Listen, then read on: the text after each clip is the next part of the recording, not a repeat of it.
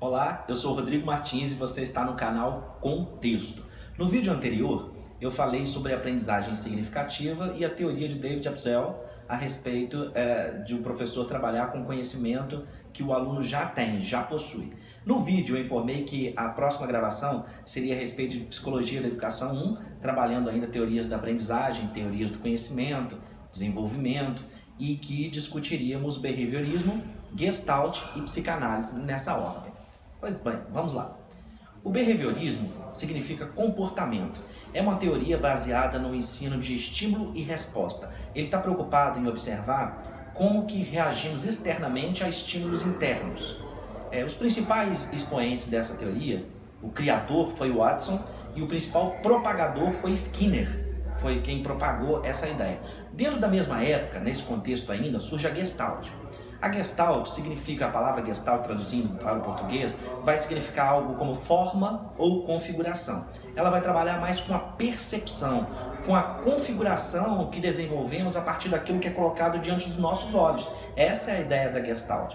E ela vai trabalhar o ensino também a partir de insights que temos dessas percepções.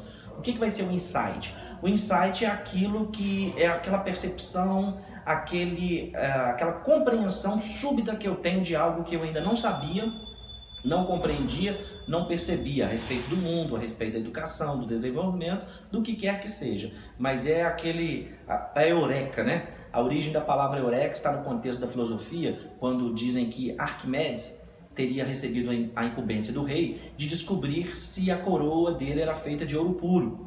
Para isso ele precisava descobrir a densidade do ouro, mas para poder fazer isso ele começou a entrar num dilema que não sabia como descobrir. Quando estava para entrar no banho, ele deitando-se na banheira percebeu que ao entrar mergulhar o seu corpo, uma quantidade de água saiu.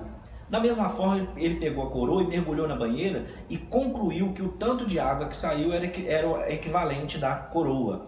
Dessa forma ele grita de repente estupefado: Eureka! Achei, encontrei! E alguns dizem que ele saiu pela rua pelado ainda, saindo do banho, correndo com a coroa na mão para poder contar da sua descoberta, né? Então seria o descobrimento, essa questão súbita que lhe aconteceu. Essa é a Gestalt. Agora falando um pouco sobre a psicanálise, que é aquela com a qual eu me associo mais e eu acho muito interessante. A psicanálise vai ser criada por Freud, né? Ele vai cunhar o termo inconsciente, ao contrário do behaviorismo, que é a parte do empirismo, da experiência, da verificação.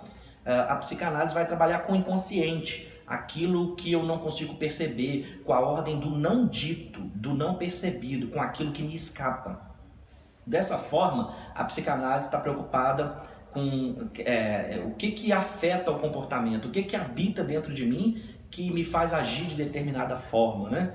E para isso Freud criou alguns termos. Eu não sei se vai dar tempo de falar tudo nessa videoaula, nesse vídeo que estamos comentando, por isso eu vou dar noções de alguns termos. Freud vai desenvolver a ideia de id, ego e superego e cria-se então a teoria do iceberg. Quando você observa o iceberg no oceano, é possível perceber que tem uma pequena ponta para fora e que a maior parte do iceberg está submersa. Essa parte submersa seria o id, aquela parte do inconsciente, a parte do desconhecido. E a parte que aparece seria o ego. Logo abaixo do ego, logo abaixo da superfície, está o superego. O superego é responsável pela nossa parte moral, pela aquela parte que lida com questões religiosas, questões morais, questões mais corretas, né?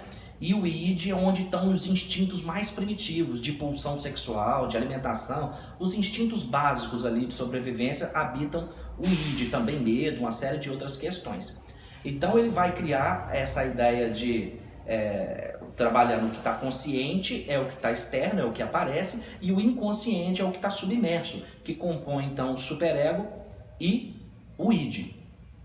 Um indivíduo que vive uma vida plena, satisfatória, satisfeita, seria aquele que encontrasse o equilíbrio entre essas três coisas. Agora, o que chama atenção é que essa parte do id não é estudável, não é perceptível. Por exemplo, um dos conceitos que Freud vai trabalhar é a questão da transferência, que ocorre muito na terapia, né? Entre o analista e o analisado, e entre o professor e o aluno. A transferência vai ocorrer quando eu projeto figuras do meu passado na pessoa que está diante de mim, no meu presente. quando eu começo a idealizar naquela pessoa, no meu professor, e assim eu crio afinidades e afetos, começo a idealizar nele aquela figura perfeita que eu começo então a idealizar. Por isso que às vezes um professor para um determinado grupo de alunos, ele é muito importante, ele é especial, ele é o máximo, ele é o melhor, e para um outro grupo a aula dele é chata, enfadonha, porque eles não perceberam da mesma forma, porque há questões no campo do inconsciente que vão determinar a maneira que cada um vai ver uma situação. Então uma palavra de ordem, uma palavra central nesse momento da psicanálise e educação seria a subjetividade, porque cada um vai reagir a situações, em uma determinada aula, em um determinado contexto, de uma maneira, porque cada um traz consigo histórias, né? Diz uma canção a respeito disso, que cada um sabe a dor e a alegria de ser o que é. E uma outra coisa que chama muita atenção dentro da psicanálise é que o professor, ao educar, ao estar diante de uma classe, ao estar diante de uma criança para educar, ele vai estar se deparando com a criança ideal, com a criança real e com a criança recalcada, porque ele também é um sujeito com um inconsciente que também vai projetar de volta aquilo que habita o seu inconsciente nessa criança recalcada, nessa criança ideal, por exemplo. Mas de fato ele tem a criança real diante de si para poder educar. Então a psicanálise ela vai mergulhar numa série de investigações para se descobrir essas questões. Virão, por exemplo, o estudo dos sonhos, o que são os sonhos, essa é a principal obra que deu origem a essa discussão toda. Também a ideia de neurose, os tipos de neurose, né? E a transferência acaba sendo um tipo também. Então a psicanálise vai fazer uma série de investigações e pode ser grande aliada no processo educacional de transformação.